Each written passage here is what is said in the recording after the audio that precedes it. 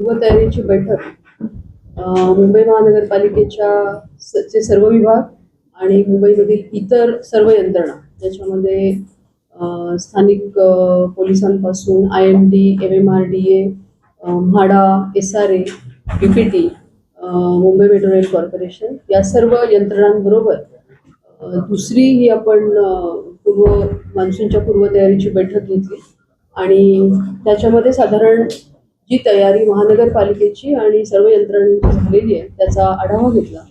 मागच्या बैठकीमध्ये ज्या काही कारवाईच्या सूचना दिल्या होत्या त्यापैकी किती पूर्ण झाल्या त्याचाही तपशील घेतला आणि आता या बैठकीनंतर पुढच्या काही काळात त्याच्यामध्ये ठरलेल्या गोष्टींची प्रगती कशी होते याचा अंदाज घेऊन पावसाळ्याच्या पूर्वीची पुढची बैठक घेतली आहे. यामध्ये IMDनी जे आपल्याला पावसाचा अंदाज दिलेला आहे त्याच्यानुसार यावेळेला एल निनोच्या परिणामामुळे पावसाचं प्रमाण हे थोडं बिलो ॲव्हरेज राहणार आहे. त्याच्यामध्ये 94 ते 95% जी आपली नेहमीचं प्रेडिक्शन असतं त्याच्यापेक्षा ±5% साधारण असं प्रमाण राहणार आहे. याचे थोडेसे अजून अचूक अंदाज हे मेच्या लास्ट वीकमध्ये आपल्याकडे येतील, ज्याच्यामध्ये मान्सूनचं ऑनसेट कधी होणार आहे आणि त्याचा स्प्रेड साधारण कधी राहणार आहे हे आपल्याला कळेल. पण आत्ताचे जे अंदाज आहेत ते विचारात घेऊन आपण या मान्सूनची पूर्वतयारी करत आहोत. याच्यामधला सगळ्यात महत्त्वाचा भाग आहे तो म्हणजे आपल्या पर्जन्य जलवाहिन्यांचं जे स्वच्छता आपण करतो त्याच्याबद्दलचे तपशील आहेत. आपल्याला माहिती असेल की मुंबईमध्ये जवळजवळ 496 फ्लड प्रोन असे स्पॉट्स होते. त्यापैकी 403 स्पॉट्स हे ऑलरेडी टॅकल झालेले आहेत आणि 93 स्पॉट्स असे आहेत की जिथे पाऊस जर जास्त झाला तर पाण्याचा निचरा संथ गतीने होतो. तर अशा मधले आता 13 स्पॉट्स हे आपले पावसाळ्याच्या पूर्वी पूर्ण होणार आहे. उर्वरित ठिकाणी ते या पावसाळ्यापूर्वी होणार नाही तर तिथे आपण पूर्णपणे पंपांची व्यवस्था केलेली आहे. जिथे सखल भागामध्ये पाणी साचतं तिथे पाण्याचा उपसा करण्यासाठी म्हणून जवळजवळ 547 पोर्टेबल डिवॉटरिंग पंप हे बसवण्यात येणार आहेत. त्यापैकी 146 146 सिटीमध्ये आहेत, 178 किंवा 178 हे ईस्टर्न सबअबला आहे आणि 223 जे 223 हे वेस्टर्न सबअबला आहे. आणि हे सगळे पंप आपले 5 तारखेपासून कार्यान्वित होतील, 5 मे पासून कार्यान्वित होतील. कारण मागच्या वेळेचा आपल्याला अनुभव आहे की मान्सून म्हणजे प्री मान्सून शॉवर्स सुद्धा होतात.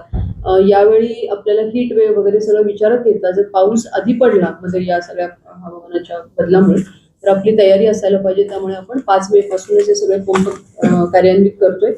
याच्या व्यतिरिक्त आपली 6 मेन पंपिंग स्टेशन आणि 10 मिनी पंपिंग स्टेशन ही सुद्धा आपण त्याच वेळेपासून कार्यान्वित करतो.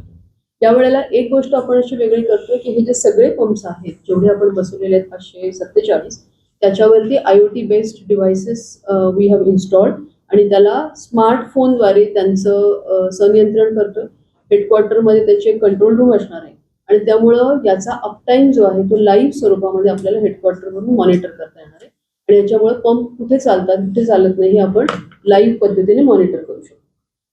याच्या व्यतिरिक्त आपण आपल्याला साठी दुसरा महत्वाचा भाग असतो तो म्हणजे रस्ते किंवा रस्त्यांवर include even dewatering pumps, smart monitoring. Yes, dewatering. I'm talking about dewatering pumps. Yeah, everything. Pumping stations are anyway monitored, but I'm talking about the dewatering pumps. As far as roads are concerned, every time we have this issue of potholes, and you know that we have been systematically tackling it by concretizing the roads. आणि हा म्हणून त्याच्यासाठी आपण हा CC रोडचा मोठा programme comprehensive programme घेतला. Macro view जर द्यायचा झाला तर मुंबई शहरामध्ये 2050 किलोमीटर लांबीचे रस्ते 2050 किलोमीटर्स, त्याच्यापैकी 1224 किलोमीटर 1224 किलोमीटर्स हे ऑलरेडी CC झालेले होते. त्याच्यानंतर आपण 700 किलोमीटर 700 किलोमीटरच्या CC रोडचा प्रोग्राम हाती घेतला. त्यापैकी 521 kilometres we have already completed. So it means today 1745 kilometres roads are already concretised. जे राहिलेले 305 किलोमीटर बॅलन्स्ड आहेत त्यापैकी 179 किलोमीटरची कामं आता सुरू आहेत. ही वेगवेगळ्या टप्प्यावरती आहेत. काही 90% पूर्ण झाली आहेत, काही 80% आहेत, काही इव्हन 45% पण आहे. कारण ती उशिरा सुरू झाली होती. So now our plan is those works which are 70% complete, they all will be completed by May 31st, so that those roads are available during monsoon and which will be pothole free. जी कामं 70%च्या आतमध्ये आहेत तिथे मात्र आपल्याला ती काही पावसाळ्यापूर्वी पूर्ण होणार नाही. So we have planned a safe closure of this work for the monsoon. आणि त्याच्यासाठीची आयडिया अशी आहे की 15 मे पर्यंत ज्याचं आपण कॉन्क्रिटिंग करू शकत नाही ते सगळे रस्ते त्याच्यानंतर आम्ही बॅरिकेड्स काढू. ते रस्ते मास्टिकनी कव्हर केले जातील आणि ते मोटरेबल ठेवले जातील. आणि जिथं काही लेवल डिफरन्स वगैरे असेल, कारण एक साईड कॉन्क्रीट झाली दुसरी साईड झालेली नाही, ती सुद्धा ती गॅप मास्टिकनी भरून काढून ते रस्ते सुद्धा पूर्ण मोटरेबल केले जातील. तर हे जिथे कॉन्क्रीट रस्ते झाले तिथे पॉटहोल्सचा मुद्दा नाही आहे, परंतु जे कॉन्क्रीट न झालेले सुद्धा आपल्याकडे 129 to 130 किलोमीटरचे रस्ते आहेत. दोन्ही हायवे सुद्धा आहेत, eastern and western express highway. त्याच्यासाठी आपण पॉटहोल्स भरण्याकरता म्हणून एजन्सी अपॉइंट करण्याची प्रोसेस सुरू केलेली आहे. परंतु याच्यामध्ये सगळ्यात महत्त्वाचा भाग असा आहे की हा जो कॉन्क्रिटायझेशनचा प्रोग्राम हाती घेतला मुंबई महानगरपालिकेने, त्याच्यामुळे मागच्या 4 वर्षातल्या जर आपण पॉटहोलवरचा खर्च बघितला तर तो सबस्टॅन्शियली कमी झालेला दिसतो. 2023 मध्ये 203 कोटी खर्च पॉटहोल्सवरती झाला होता. 2024 मध्ये it came down to 164 crores, which is almost 19% less than what we spent in the previous year. In 2025 हा खर्च 97 crores वर आला, so which is again less than by 41%. आणि 2026 मध्ये जो आहे तो 45 करोडचा खर्च प्रस्तावित आहे. याच्यामध्ये of course eastern and western express highway नाहीये, ते वेगळे आहे, परंतु त्याच्यावरचा खर्च सुद्धा सबस्टॅन्शियली दरवर्षी कमी होतो. सो कॉन्क्रिटायझेशन रस्त्यांचं केल्यामुळं पॉटहोल फ्री रस्ते करण्याचं जे आपलं शासनाचं आणि मुख्यमंत्री आणि उपमुख्यमंत्री यांचं वारंवार सांगणं होतं ते थोडंसं आपल्याला वस्तुस्थितीमध्ये येताना दिसतंय. आता पण ह्याच्या व्यतिरिक्त तरी सुद्धा आपल्याला काही रस्ते, काही साईड स्ट्रिप्स आहेत ज्या कॉन्क्रीट नाही आहेत, त्यामुळे तिथे थोडेफार पॉटहोलचा प्रश्न असणार आहे. तर ते करण्याकरता यावेळेला सुद्धा आपण पॉटहोल क्विक फिक्स हे ॲप सुरू ठेवणार आहोत. तिथे लोकांना सुद्धा त्याचे खड्ड्यांचं छायाचित्र, स्थान, माहिती हे सगळं देण्याची सुविधा राहील. आणि अशी कुठे घटना घडेल त्यावेळेला लगेचच्या लगेचच आपल्याला असलेल्या एजन्सी मार्फत आणि वॉर्ड मार्फत त्याचं निराकरण केलं जाईल. हा रस्त्यांचा मुद्दा झाला. There will always be a plan to increase the green cover in Mumbai. Karan we can't stop construction all the way. Karan Mumbai needs built-up area as well. But what we can do is how we can ensure that this construction happens by following all environmental norms. आणि आता आपण बघत आहोत की बहुतेक कन्स्ट्रक्शनला आपल्याला त्याचं फुल coverage, त्याच्या जे AQIचं मॉनिटरिंग हे आपण मॅन्डेटरी केले आणि अनेक जण त्याचं फॉलोअप म्हणजे ते कंप्लाय करून त्याप्रमाणे करत आहेत. ह्याचा कंप्लायन्स एक तर वाढवणं आणि त्याच्यासाठी जर कन्स्ट्रक्शनमुळं होणारा जो टेम्पररी परिणाम आहे क्लायमेटवरती तर त्याला मिनिमाइज करण्यासाठी जे मेजर्स त्यांनी घ्यायला पाहिजे ते घेतात की नाही हे पाहणं हा एक भाग आहे. आणि दुसरं ग्रीन कव्हर वाढवणं. तर त्याच्यासाठी जेवढ्या जे मोकळ्या BMCनी स्वतः सुद्धा जेवढे आमचे अम्युनिटीमध्ये आलेले प्लॉट्स आहेत, गार्डनचे प्लॉट्स आहेत, जिथे ऍक्च्युली गार्डन मैदान होऊ शकत नाही अशा प्लॉट्सचं वरती पूर्ण ग्रीनिंग, मग ते मियावाकी किंवा अर्बन फॉरेस्ट पद्धतीने असेल किंवा इतर पद्धतीने असं करून जास्तीत जास्त किती झाडं मुंबईमध्ये अजून लावता येईल याचाही अभ्यास करण्यासाठी मी सूचना गार्डन विभागाला दिल्या होत्या. त्याचं काम त्यांचं चालू आहे. ते इमिडिएटली आपण त्यांची एकदा माहिती आल्यानंतर काम करू.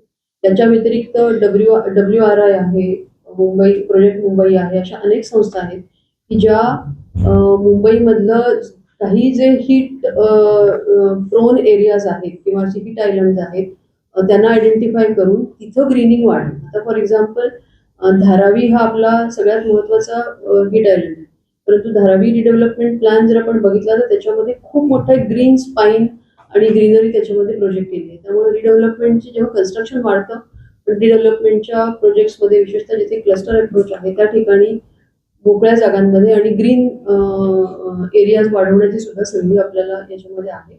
पण याचाही एक सायंटिफिक अभ्यास अजून काही आपल्याला मुंबई क्लायमेट ऍक्शन प्लॅनचा पार्ट म्हणून आणि WRIनी वर्ल्ड रिसोर्स इन्स्टिट्यूटनी आपल्याला गेल्या 2-3 वर्षांपूर्वी त्याचा जो एक अभ्यास दिला होता त्याच्यामध्ये असे काही एरियाज आयडेंटिफाय केले होते आणि तिथं लोक झाडं लावण्यासाठी काय करायला पाहिजे याचाही प्लॅन आपण तयार केला होता.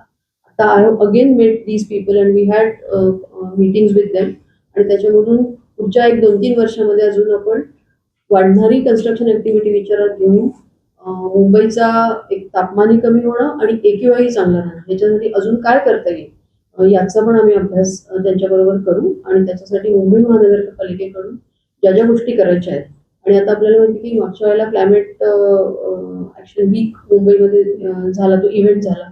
It is going to be a regular event आणि त्याच्यामध्ये आपलं शासनाचं एन्व्हायरमेंट डिपार्टमेंट असेल, प्रोजेक्ट मुंबई सारखी संस्था असेल आणि इतर त्यातल्या ज्या सगळ्या तज्ज्ञ संस्था असतील त्यांच्याबरोबर मुंबई महानगरपालिका जरूर काम करेल. आता आपले एन्व्हायरमेंट डिपार्टमेंट आपल्याकडे वेगळं आहे. वॉर्डमध्ये पण आपण याच्यासाठीची यंत्रणा तयार करतोय. त्यामुळं याच्यासाठी क्लायमेट ऍक्शन प्लॅन अजून चांगल्या पद्धतीने राबवण्यासाठी जे काही करता येईल ते नवीन आहे.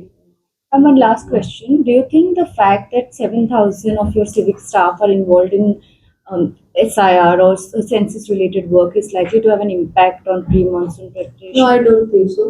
द रिझन इज ही सगळी कामं सांभाळून आणि हे काही नवीन नाही. ही कामं सांभाळूनच लोकांना आपली कामं करावी लागतात.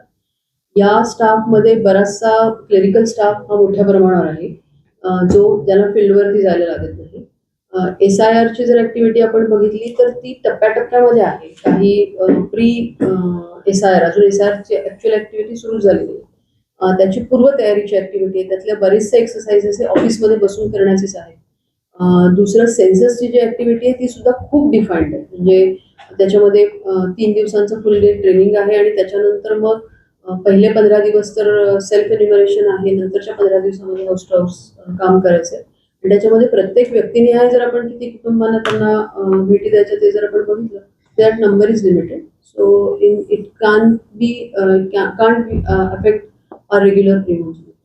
मॅडम, हीट वेव्ह आहे तर त्याकरता म्हणजे आता पावसाळ्याची तयारी जरी करत असलो तरी सध्याची परिस्थिती मुंबईतली प्रचंड उष्णता वाढलेली आहे. आरोग्य विभागाला काही विशेष सूचना दिल्या आहेत का? आपण काही वेगळे दवाखाने आपल्या दवाखान्याच्या माध्यमातून किंवा वेगळ्या काही सेंटर तयार केल्या? याच्यामध्ये आपले मुंबईचा जर तुम्ही स्पेसिफिक हे बघितलं तर असं अगदी स्पेसिफिक हीटच्या सिच्युएशन मुंबईमध्ये नाही आहे. ओव्हरऑल आपल्याला नेहमीच असं वाटतं की एका ठराविक काळामध्ये उष्णता वाढतं आणि त्यासाठी आपली सगळीच आरोग्य यंत्रणा ही तयार आहे. त्यासाठी वेगळीकडे आपले जेवढे डिस्पेन्सरीज आहेत, जेवढे आपले दवाखाने आहेत आणि इतर हॉस्पिटल्स आहेत त्यामध्ये सगळीकडे आपल्याला याच्यासाठीची पूर्वतयारीची यंत्रणा